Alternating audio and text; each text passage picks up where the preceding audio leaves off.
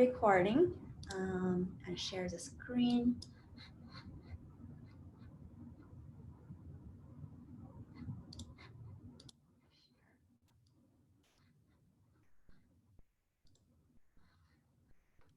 All right, so molecular weight measurements. We know for polymers, we have molecular weight and molecular weight distribution. These are the very first thing that you characterize after you synthesize a polymer. So you characterize, okay, what are the chemical structures? And you characterize those using IR, Raman, NMR. These are typical chemical structure determination methods. And for polymers, you also need to characterize the molecular weight and molecular weight distribution. So there are many ways to do this. First one, membrane osmometry. We're not going to talk about this anymore since it's not very commonly used. And second one is more intuitive, it's end group analysis. So if you know for a certain amount of polymer, let's say I have 10 grams of polymers, and then we can identify like how many moles of end groups we have for that 10 grams of polymer, then we can determine the average molecular weight, right? For example, you can analyze the end groups using NMR to see, okay, how many end groups we have and how many repeat units that we have. You can also use UV-vis, you can use titration, right, to measure the concentration of the end groups. Well, but this method has its limitation. First of all, the end groups must be amenable to quantitative analysis. Let's say if you have polyethylene and the end groups is methyl DCH3, then it's impossible for you to differentiate the end group from the repeating units. And then this cannot be analyzed by this method. Secondly, the number of analyzable end groups per polymer must be known accurately. So you need to know, for example, if you are analyzing a, let's say, a diol polymer, so you have two hydroxyl groups on each end. So you need to know exactly, hey, this is a linear polymer. I have one OH group on each end, right? Instead of, okay, probably some of the polymers has only one hydroxyl in each chain, or some of the polymers have it's a 3-arm polyethylene glycol, so it has 3 hydroxyl groups in that molecule. And if this is the case, then no, this is not the method to use. And let's take a look at the third one, absent of other functional groups that interfere with the end group analysis. Many say, let's say you're going to use NMR to analyze the end group. So you need to have a defined peak for that end group. If you have some other groups from the repeat units that overlap with this end group peak, then it's going to interfere with your quantitative analysis, right? And the last one is concentration of end groups must be sufficient for accurate quantitative analysis. So if the polymer molecular weight is extremely high, which means the concentration of the end groups are extremely low, and in this way, you're going to introduce lots of error in the analysis. Therefore, this method is more useful, so it's restricted to only low molar mass polymers with well-defined structures and distinguishable end groups. So if you have a high molecular weight polymer that are synthesized by, let's say, free radical polymerization, then this is not the way to go to measure molecular weight because the molecular weight is too high. But if you somehow generated a low molecular weight polymer with just a few thousand molecular weight, then this method may work for you. Okay. And the third method is to use light scattering. So what is light scattering, first of all? Light is magnetic radiation, right? And electromagnetic radiation. And when you have an incident light and it hits a molecule, what happens is that the electrons would move to one side and then the protons are going to move to the other side. And then you have a charge separation in, let's say this is an atom, right? You have a charge separation. And what is this? You generate a dipole. And this is not a permanent dipole. This is an induced dipole. But when you have induced dipole, it doesn't stay like this, like doesn't move. It's constantly vibrating. And when it vibrates, it also generates, it emits electromagnetic radiation. So if you look at this energy spectrum, so if you have a molecule that is in the ground state, now it's going to absorb the light incident. This is the incident light. It absorbs the energy from the incident light, and then it gets excited to a virtual energy state. And this state represents a generation of this induced dipole. And it doesn't stay here. It's going to release energy somehow.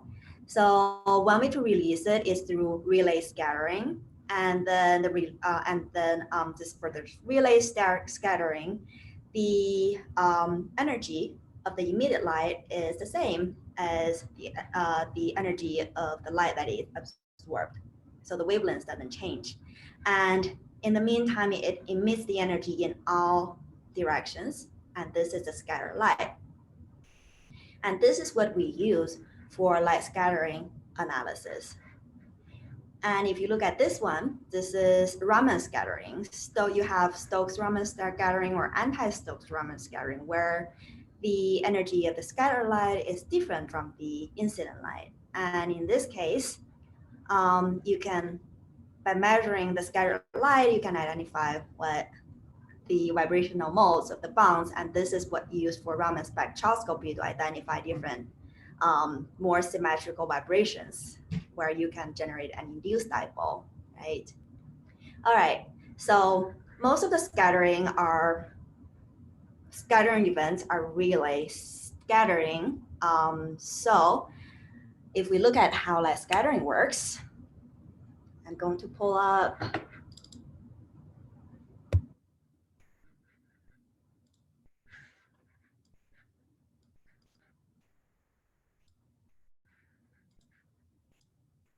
I'm going to pull up my handwritten notes. All right, so this is the typical setup for a static light scattering measurement. You have a sample cell where you have your samples in there, and you have an incident beam, and then you measure the scatter light in all directions. So you have a detector that can move around in a circle like this. Now, the scattering event is described by the relay equation, where you have I theta here is the scatter light, intensity of the scatter light. You have I now here is the intensity of the incident light. And the intensity of the scatter light actually is dependent on, okay, so if you look at this equation, 4 pi to the 4th, this is just constant. And we have alpha here. Alpha represents the polarizability of the molecule. And 1 plus cosine theta squared. So this is the angle over here. So this intensity actually depends on the angle where it's detected. And here you have lambda to the 4th. Lambda is the wavelength of the incident light. And R square is what? R squared is the distance between the center and the detector. So this describes, okay, I'm going to have an incident light, and then when we measure the scatter light, how does the intensity of the scatter light at all directions correlate to the intensity of the incident light? Now it carries the information of the size of the molecule.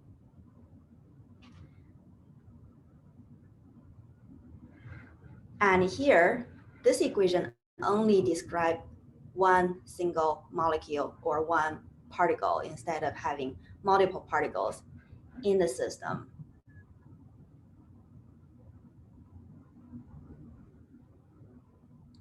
All right, so if we fill the sample cell with low concentration of gas molecules, Then how do we describe this system? And here what we define is I small I theta over here. So this I theta here represents the scattered light from all the molecules. And so we are going to skip all the derivations. And then the previous equation became this equation over here.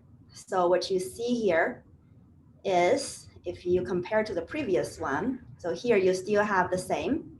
This mainly come from your experimental setup. And over here, you have dN over dC. So N is the refractive index here, and dN over dC represents, okay, if you increase the concentration of your analytes, how the refractive index of the system change, right? So this is dN over dC. M here is the molecular weight, and C is the concentration.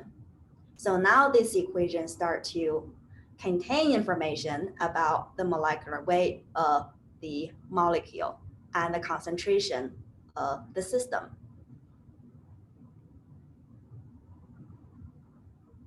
Now we want to continue to, okay, it's just too many parameters here. We are going to simplify it.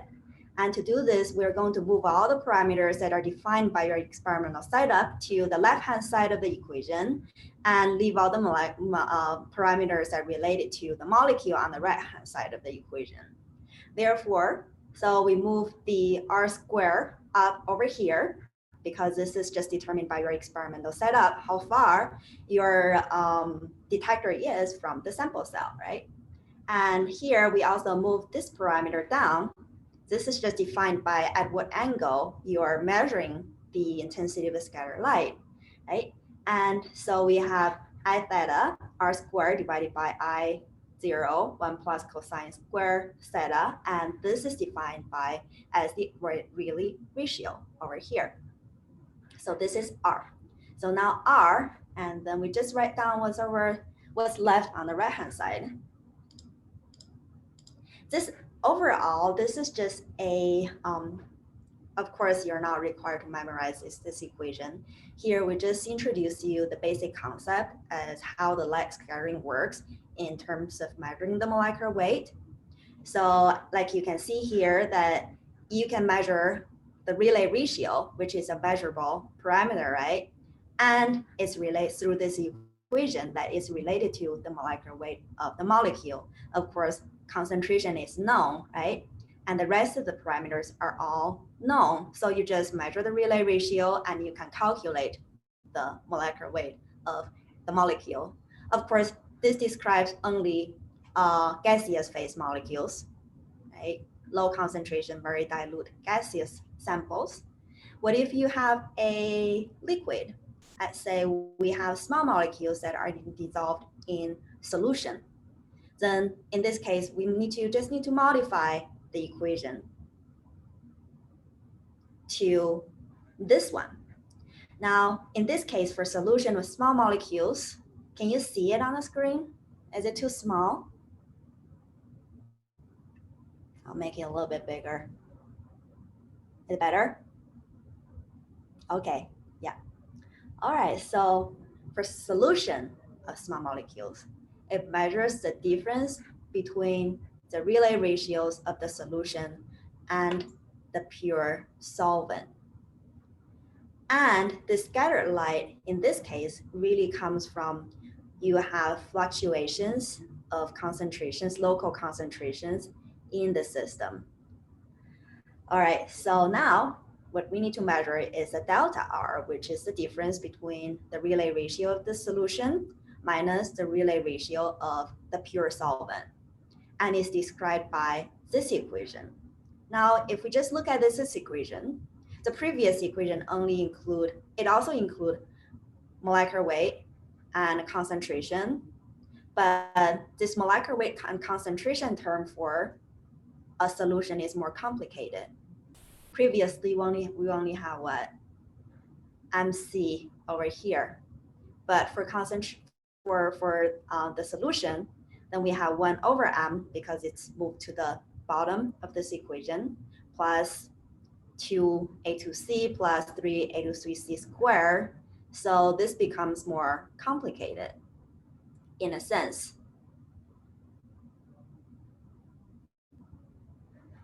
But what we really care in this equation are just this entire term over here, right?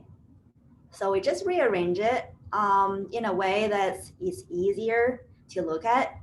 Basically, that's what it does. So we define another parameter, which is the optical constant K. And what it is just this entire term over here. This entire term divided by this entire term. So we kind of simplified it.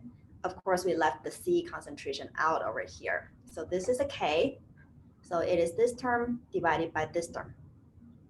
And then we simplify this equation that this whole term equals to now K C over delta R. And remember, Kc divided by delta R, these are all measurable values. So these are what you get from the experimental output.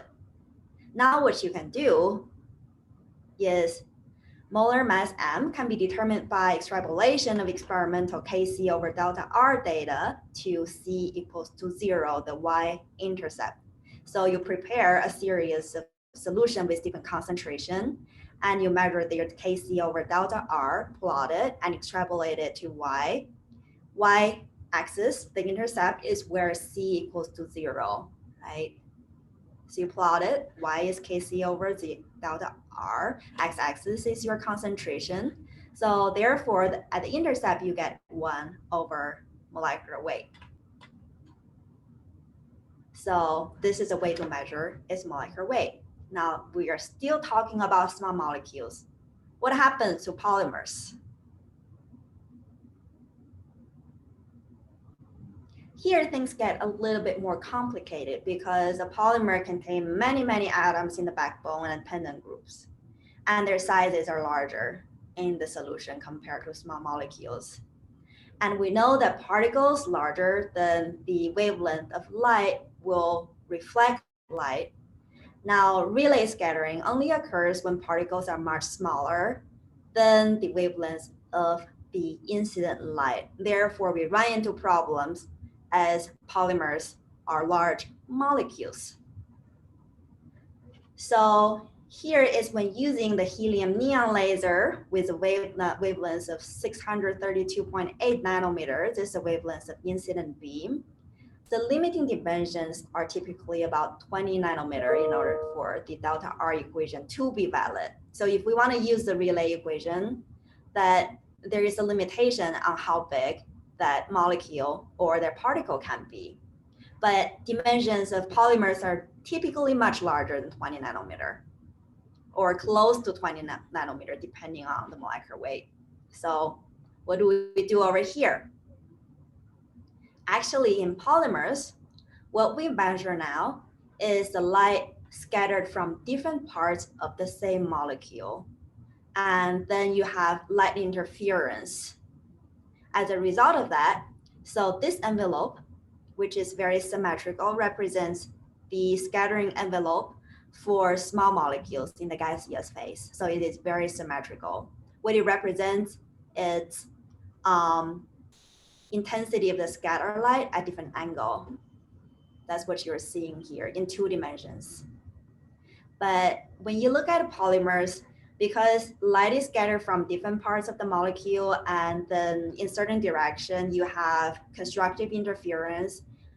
Certain directions, you have destructive interference. And then this envelope becomes asymmetrical. So this is the envelope you have for large particles like a polymer. And based on this, we are not going to derive all the equations. So to account for the interference, here a particle scattering factor, P theta, is introduced, which is delta R theta, which is the measured value of delta R at the scattering angle theta, divided by, over here is the delta R in the absence of interference effects. Where is it that you don't have interference in fact? Is where the angle is 0. So in this angle, you don't have any You don't have any interference effect. So basically what it does is just to modify the previous equation. So this is the previous equation. Now we introduce 1 over p theta to modify it for a large molecule like a polymer. And we can solve for p theta based on its definition over here. We know the equation is delta theta, and delta theta is equal to 0. And therefore we get this equation, which is used for analyzing polymers. So what we need to pay attention here is just, okay, on the left-hand side is something we can measure. On the right-hand side, it contains all the information about your polymer. What do we have here? So 1 over m, so we know the molecular weight. This is an important parameter, but we are not going to introduce it here. Another important parameter is this parameter over here, which is the mean square radius of gyration of the coil. So here is another concept that we don't have a lot of time to talk about polymer physics, but mean square radius gyration is a way to define the size of the polymer. So there are many ways to define the size of polymers. For example, one is we talked about end-to-end distance. So what is the average distance from one end to the other end? But when you think about this, don't think about it as, okay, this is a molecule that it doesn't move and it has a certain distance between two ends. It's a molecule that is constantly moving. So its end-to-end distance are constantly changing. So what you actually describe is an average, time averaged end-to-end distance. And for a larger molecule, this is bigger. For a small molecule, this is smaller. And radius gyration is another way to measure it. What it calculates is that you have a molecule, all right? First, what you need to find is the center of gravity. And then you look at each repeat unit or each molecule on it on this big chain and calculate its distance to the center of gravity and average them out. And that is a radius gyration. Again, it's an average and it's time average.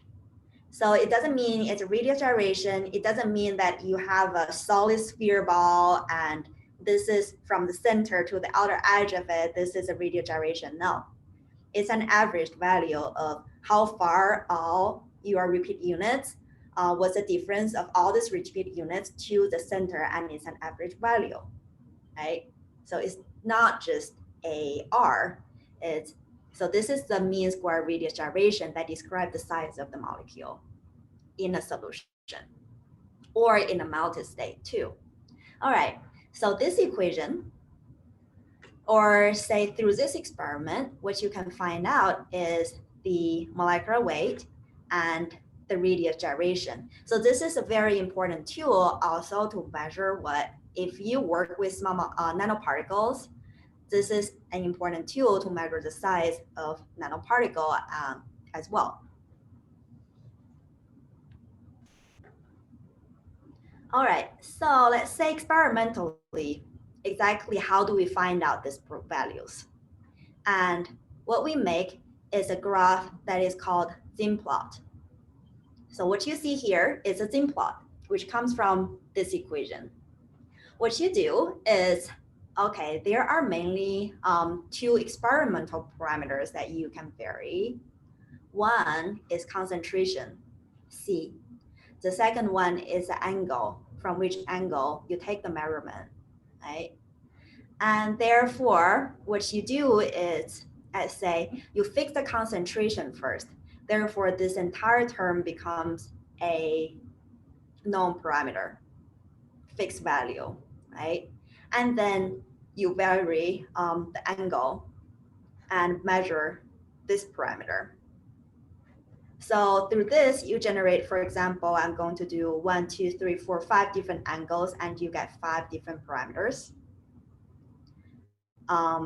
different values over here, and you plotted a line. And it's a linear line if you look at this equation. This is constant, and this is constant.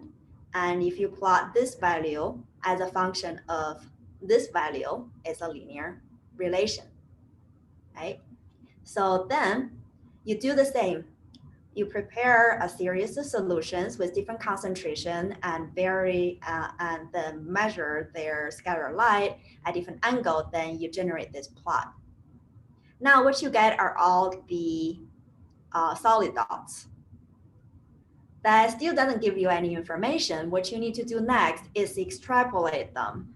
Let's say C1, and you have 1, 2, 3, 4, 5 different angle. Now you need to extrapolate it to 0-degree angle. 0-degree angle is not something measurable, because if you measure 0-degree angle, you're measuring both the scatter light and the incident light that is not absorbed by your sample cell. So you cannot directly measure the scatter light at 0-degree angle. Because of that, we are going to extrapolate into this value, because once you have 5 data points, you can do a linear fit, and then you can find out this equation through the linear fit, and then put 0 over here, right? Now extrapolate to 0 means that this term is 0, and you can find this data point by extrapolation, right? And you do the same for the other concentrations, right? And now you can generate this curve, and its intercept at the y-section is 1 over mw. So what you're plotting is this term as a function of sine theta over 2 square plus k prime c. So you have two parameters in here. Y1 is the angle, the second one is the concentration. And k prime here is just an arbitrary constant that you choose so that you have decent separation between all these points instead of crowding them together. So this is something that you can randomly choose, and it doesn't affect the ultimate value of molecular weight or the radius gyration. Yeah, so at this point over here, theta is 0, concentration is 0. So theta is 0, this entire term becomes 1, and c is 0, and kc over delta r theta is 1 over molecular weight. Therefore, from this intercept, you can find out the molecular weight, and what you measure here is actually weight average molecular weight. It's not number average molecular weight. It's based on the size, and it's weight average molecular weight. Yeah, so this is one thing to pay attention to, is weight average molecular weight. Also, then you can also do the same extrapolation. So you do the linear fit for all these data point just by fixing the theta and then vary the concentration, and then you can extrapolate it to 0 concentration through the fit, right? And what you find from this slope over here is that you can, from this slope, you can determine the radius of gyration. So you find out the hydrodynamic size of the polymer in that solution. Yeah, so this is the basic concept for light scattering and what information that you give you. So next time, you may won't remember this entire thing or the derivation, but next time you see this, you know, okay, this is a Zim plot and what information you can get from the Zim plot. Actually, the instrument is going to plot this whole thing for you, right? All right, so this is light scattering method.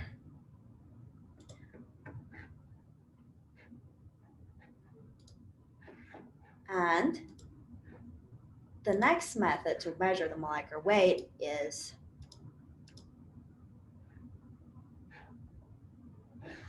dilute solution viscometry. Do we have any questions so far? No? Okay, good. Is it the first time we're not showing you any chemical structures? I think so, right? All right, I don't think we have any chemical structure in today's class. Anyways, this is the last method to measure the molecular weight, is to measure the viscosity. And what is viscosity and where does it come from? We keep saying, okay, if we have polymers, and then depending on the molecular weight, if you have high molecular weight polymer, then the viscosity increases. And the viscosity actually comes from, okay, If you have two layers, or you think of two layers of molecules, or you have large molecule that needs to move against each other. And because these are large molecules, right, and they have entanglements and all sorts of interactions, intermolecular interactions and intermolecular interactions, then when they move against each other, it generates friction. And this is where your viscosity comes from, right? The more friction you have, the higher viscosity that you have. And viscosity is, again, related to, let's say here, the intrinsic viscosity. So we put theta here is a measure of the ability of added polymer to increase the viscosity of the solution over that of the solvent. So there are many different viscosities by different definitions. And anyways, the viscosity is related to the size of the polymer in solution. So if we write the equation for viscosity of the solution is, so you're dissolving the polymers in a solution, and the viscosity increases with increasing concentration. So here, that eta S is the viscosity of the pure solvent, and C is concentration of the polymer. And here, you find out the dependence of the viscosity of the solution on concentration of the polymer. And then you're going to rearrange this equation by factoring out eta S. So we take eta S out and becomes 1 plus A prime C plus B prime C squared. So basically A prime is A divided by eta S, right? So you just redefine this equation. And then we define this parameter A prime here as the intrinsic viscosity. So here you have, this is the viscosity of the solution. This is the viscosity of the solvent.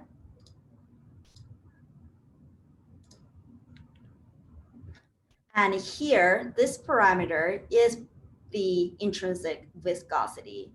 It's not really a viscosity, but it is a coefficient, which describes when you change the concentration, how the viscosity of the solution change. So if you have a larger intrinsic viscosity, which means that the concentration will have a bigger influence in the viscosity of the solution, right? So remember, this is just a coefficient, but the intrinsic viscosity is directly related to the molecular weight of the polymer through this equation. It's called Markov equation. So intrinsic viscosity, K and alpha, these are just some constants that you can find out through experiments. And they're dependent on the solvent, the temperature, and what type of polymer that you have. So what you do is that you start with a series, a known polymer with a series of different molecular weights, and then plot the natural log of intrinsic viscosity and plot it against the natural log of molecular weight. And then through the slope, you can find the alpha, and through the intercept, you can find the K. Given that you have a series of polymers with known molecular weight, and then based on this equation, you plot log eta versus log molecular weight, you can find K and alpha, right? So actually these values can be found if you go to any polymer handbook. You can find these values for any polymer solvent systems at a given temperature. So here is just a table showing you that, okay, these are parameters you can actually find. Now, knowing these parameters, and now you have an unknown polymer, but a known polymer with unknown molecular weight, then this time you can use this equation to calculate the molecular weight by measuring the intrinsic viscosity, and you know K and alpha, and then you can calculate the molecular weight. Okay, so here, these are the 4 ways to measure molecular weight. And what you measure here by viscosity is called a viscosity molecular weight. So its values sit in between number average molecular weight and weight average molecular weight. Remember, number average molecular weight is smaller, weight average molecular weight is higher, and viscosity molecular weight sits somewhere in between. But what we have been measuring so far are just the average molecular weight. What we get is just one number, that is the average molecular weight. How do we find out the distribution of the molecular weight? That is another important parameter, because you may have two polymers with the same average molecular weight, but one have larger distribution means that you may have more small molecules, smaller molecules, or more larger molecular weight molecules. They may have some weird distribution. So we need to also figure this out, because they are going to affect your polymer properties, right? And to do this, the instrument that we use is called size exclusion chromatography, or it's also called gel permeation chromatography. So either SEC or GPC, right? And you have known about HPLC, and the way it works in separating molecules is based on their affinity to the stationary phase in mobile phase, right? And in here, it works by a different mechanism. The separation is only based on the size of the molecules.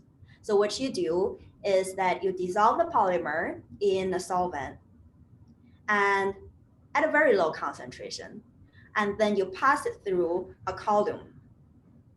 Now this column is packed with usually highly corrosive polystyrene beads. And the beads are packed in a way that you have lots of voids and pores and the channels in it of various sizes, from small pores to large pores. And then when the molecules pass through, that smaller molecules permeate the pores more easily and thus spend more time in the pores. And then it takes them longer time to come out from the column. I mean, if you have a small molecules, they can enter all the large and small pores. Therefore, it takes them longer to pass through the column. But if you have larger molecules, that they are excluded from the pores to the greatest extent. So they are flushed out right away. They can only pass through these large pores. They cannot enter the small pores, right? So if you have a distribution of large to small molecules, the large molecules are going to come out first, and the small molecules are going to come out the last.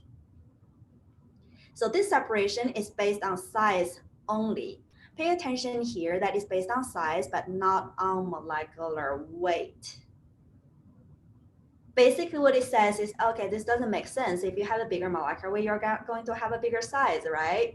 But this is only valid that you're talking about one type of polymer in the same solvent. But let's say if you have a smaller molecule in a good solvent, so they're better solvated, they could be larger than a molecule with larger molecular weight, but in a poor solvent, that they are in a more collapsed state, right?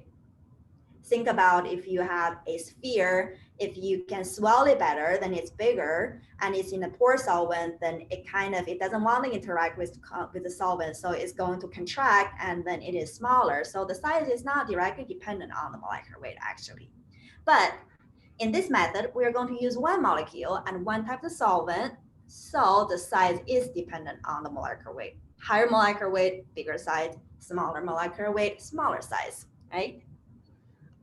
So this is the basic theory of GPC. All right, so GPC is only for separation, right?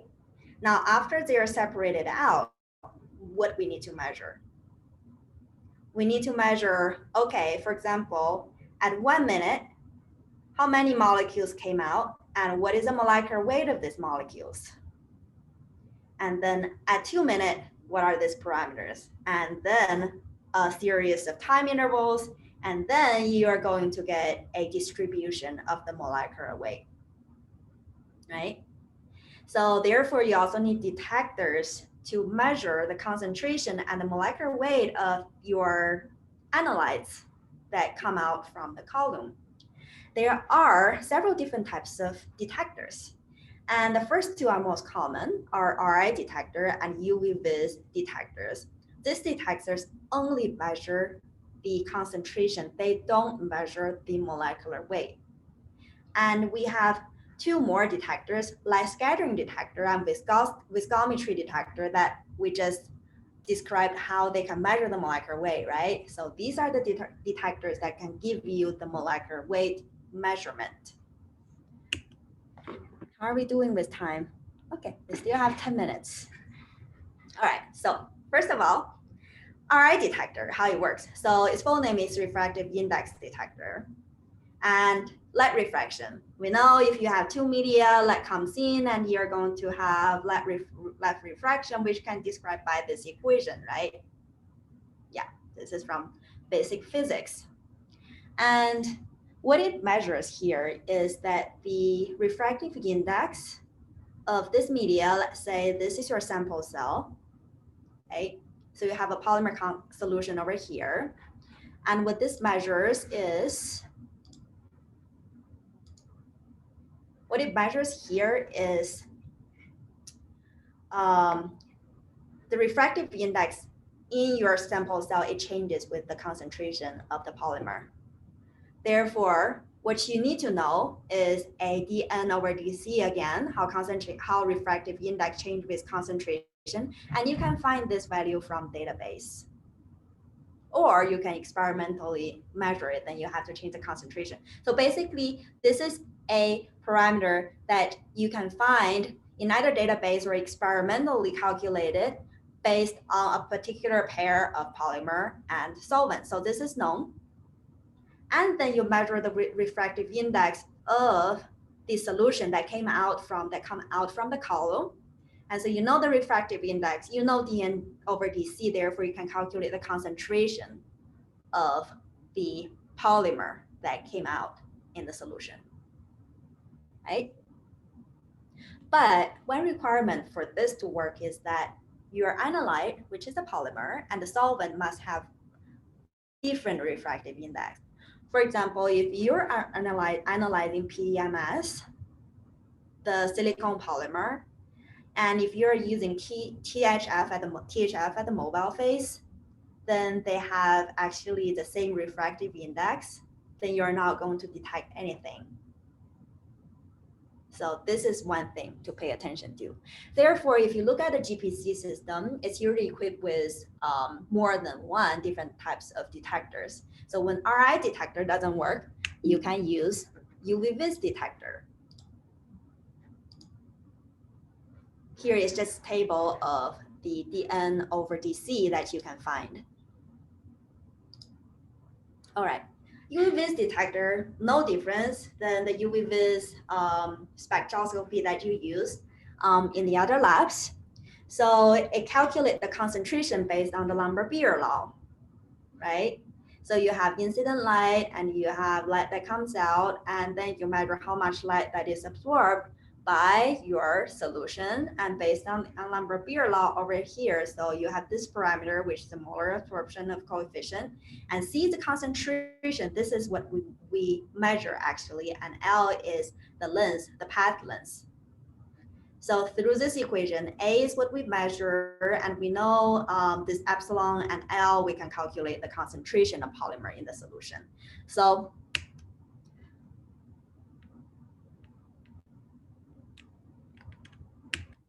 anyways, delete this slide. So RI detector and UV-vis detector measure the concentration at different time intervals, see how many molecules that come out from the column. But they don't actually give you the molecular weight, right? So what you do here is to generate a calibration curve using a standard. So the polymer standard is the known polymer with no molecular weight.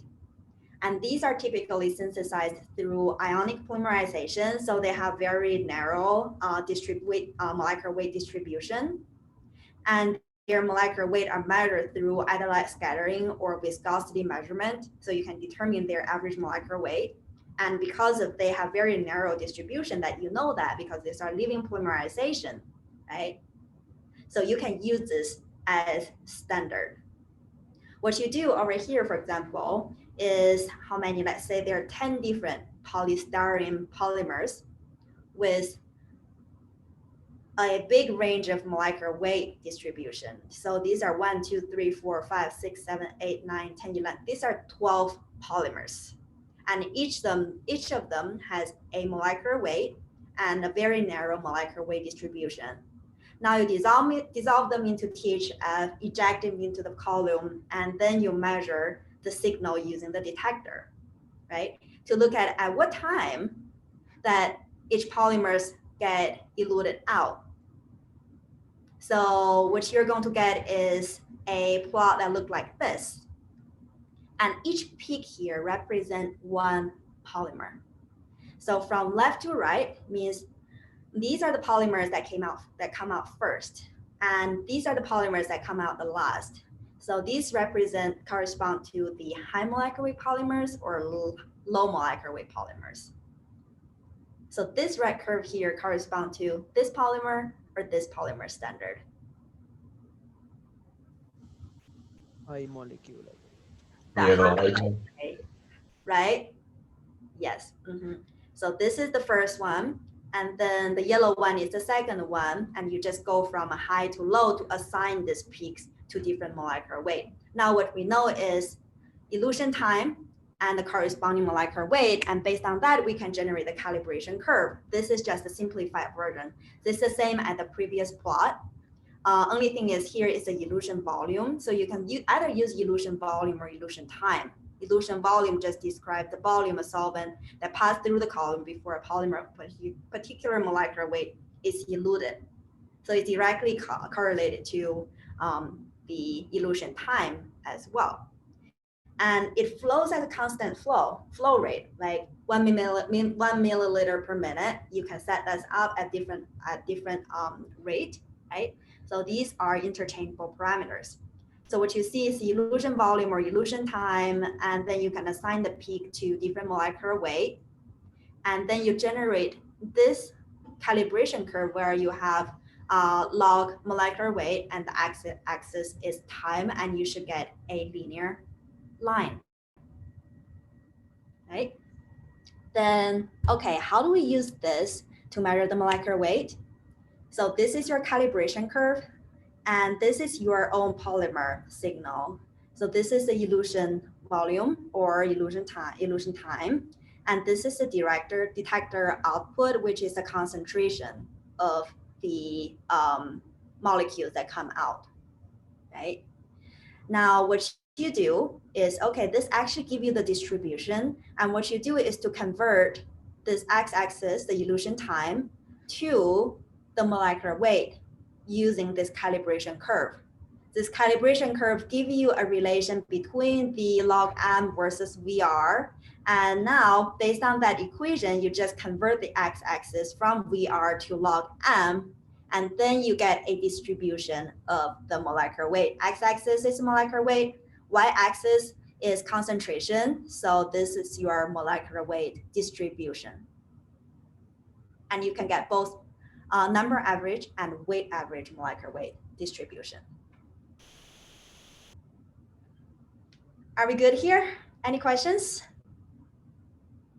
This is the most common method we use in polymer molecular weight analysis. And what it gives you is not the absolute molecular weight because you're using a standard. So there are only a limited selection of standard, for example, polystyrene standard, polymethyl saccharide, or polyethylene glycol. But okay, so if you're using polystyrene as the standard and analyzing polystyrene in the same solution, in the same solvent, okay, this is absolute molecular weight. However, if you're using polystyrene as a standard and using your own polymer, like some exotic polymer that you made that has a very unique molecular structure, then it's going to, even in the same solvent, the way that it gets soluted is different from polystyrene. It can be bigger, it can be smaller, right? But the separation is still based on the size of the molecule.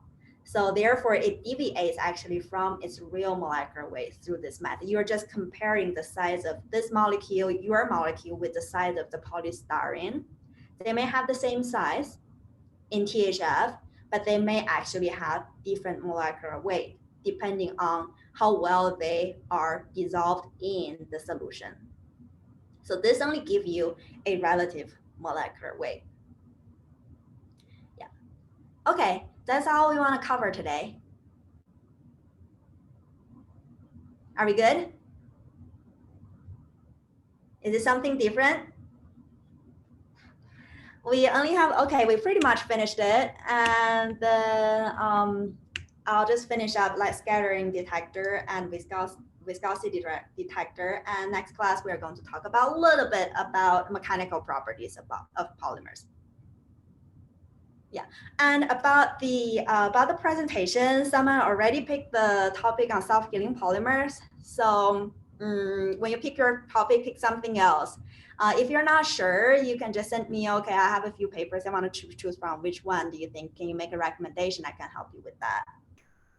Yeah, okie dokie. That's all for today. It's great seeing you all, and I'll see you again on Friday. Bye. Bye-bye.